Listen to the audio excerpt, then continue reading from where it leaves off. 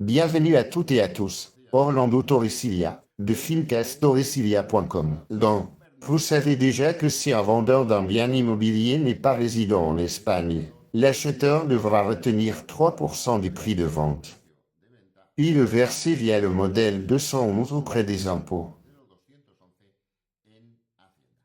Ensuite, le vendeur aura un délai d'un mois après l'achat, plus 3 autres mois.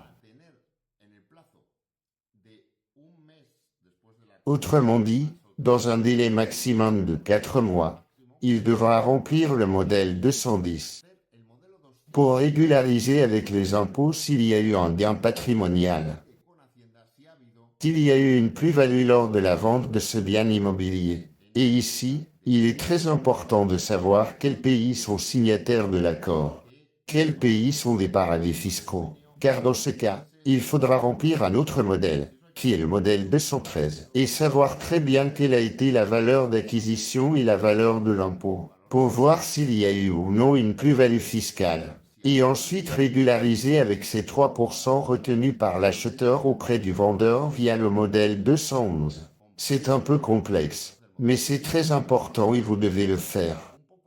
Car parfois nous parlons de sommes importantes.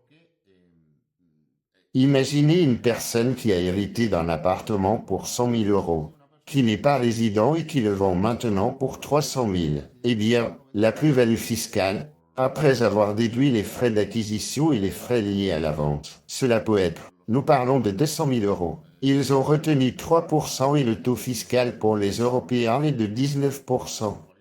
19%, cela fait presque 40 000 euros sur 200 000 euros. Et dans le reste des pays, par exemple, imaginez au Mexique, est 24%. Donc, nous parlons de beaucoup d'argent. Et, bien sûr, si cela n'est pas fait, si cela n'est pas régularisé, des frais supplémentaires, des sanctions, etc., viendront s'ajouter sur beaucoup d'argent. Alors, attention aux vendeurs qui ne sont pas résidents, car l'acheteur doit retenir 3% du prix de vente via le modèle 211, et vous devez régulariser la plus-value avec les impôts, en déduisant ces 3% avec le modèle 210. Il existe des cas où, par exemple, une succession est faite, et la valeur de l'héritage est mise au même prix que celui de la vente. Donc là, il n'y a pas de plus-value, c'est zéro. Dans ce cas, ils devront vous rembourser les 3%, mais c'est un cas particulier. Donc, tout cela est très important à planifier avant de vendre. Et il est conseillé de parler avec un expert en la matière qui puisse planifier et qui puisse voir quel sera le coût financier de l'opération.